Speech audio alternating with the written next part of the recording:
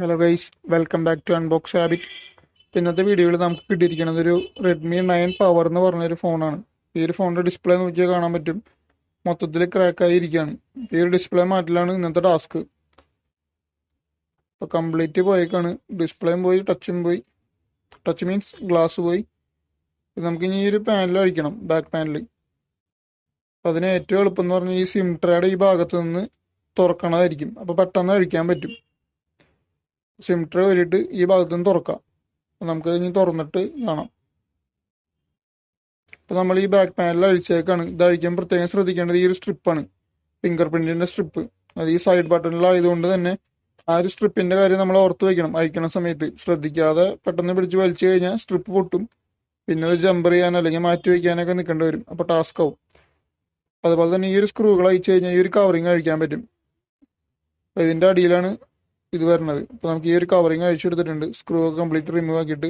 അപ്പോൾ first task എന്ന് പറഞ്ഞാൽ ബാറ്ററി കണക്ടർ റിമൂവ് ചെയ്യലാണ്. അപ്പോൾ ഇത് അൺപ്ലഗ് ചെയ്യാം. രണ്ടാമത്തെ നമുക്ക് ഈ ഒരു ഫിംഗർ പ്രിന്റ് അഴിച്ച് മാറ്റി കഴിഞ്ഞാൽ ആ ഒരു പാനൽ നമുക്ക് മാറ്റി വയ്ക്കാൻ പറ്റും. ഇത് അഴിച്ചെടുത്തു. ഈ ഒരു ക്യാമറ നമുക്ക് ആദ്യം മാസ്ക് ചെയ്യണം. അതേപോലെ തന്നെ ബാറ്ററി അഴിക്കണം. ഈ ഒരു സ്ട്രിപ്പും ഇടിക്കണം. ഇതാണ് മെയിൻ സ്ട്രിപ്പ് ഡിസ്പ്ലേയുടെ. അതേപോലെ തന്നെ അടിയിലത്തെ സബ് ബോർഡിലേക്കും ഈ സ്ട്രിപ്പ് വരുന്നുണ്ട്. നമ്മൾ ക്യാമറ ഒക്കെ മാസ്ക് ചെയ്തു. കാരണം സ്ക്രാച്ച് ഒന്നും വരാൻ പാടില്ല, ഡസ്റ്റ് ആവാനും പാടില്ല. ഇനി നമുക്ക് ബാറ്ററി അഴിക്കണം. ഈ ഒരു സ്റ്റിക്കർ നമുക്ക് സൈഡിലേക്ക് അകത്തിയിട്ട് ഇതിന്റെ സെൻറ്റർ ഭാഗത്തുള്ള സ്റ്റിക്കർ പിടിച്ച് പൊക്കണം. അത് നമ്മളിങ്ങനെ പുള്ള് ചെയ്യുമ്പോഴാണ് ബാറ്ററി പുറത്തേക്ക് വരുന്നത്. ഈ ഒരു ബോർഡും അഴിച്ച് അതിന്റെ കണക്ടറും പുറത്തേക്ക് എടുക്കണം. അപ്പോൾ നമ്മൾ ബാറ്ററി അഴിച്ചെടുത്തു. ഈ കാണുന്നതാണ് നമ്മുടെ ഡിസ്പ്ലേയുടെ സ്ട്രിപ്പ്. ഈ സ്ട്രിപ്പിന്റെ ഒരു അറ്റം നമ്മുടെ ഈ സബ് ബോർഡിലേക്കും വരുന്നുണ്ട്.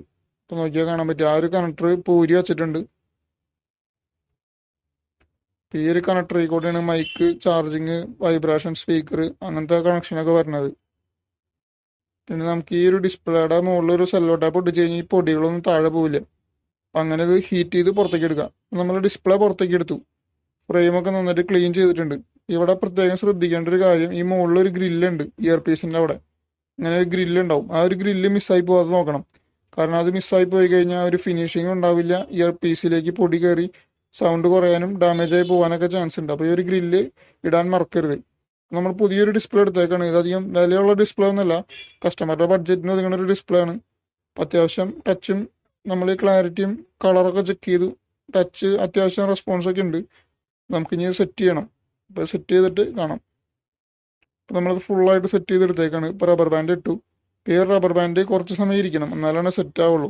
ഡിസ്പ്ലേ ഒക്കെ അത്യാവശ്യം ക്ലാരിറ്റി ഉണ്ട്, അത്യാവശ്യം യൂസ് ചെയ്യാനുള്ള ക്ലാരിറ്റി ഉണ്ട്. ഒറിജിനലിൻ്റെ അടുത്ത് എത്തില്ലെങ്കിലും കുഴപ്പമില്ല. അപ്പോൾ ഇതുപോലത്തെ റിപ്പയറിംഗ് വീഡിയോസൊക്കെ നമ്മുടെ ചാനലിലുണ്ട്. അത് താല്പര്യമുള്ളവർക്കും ഒക്കെ ഇത് കാണാം. Thanks for watching.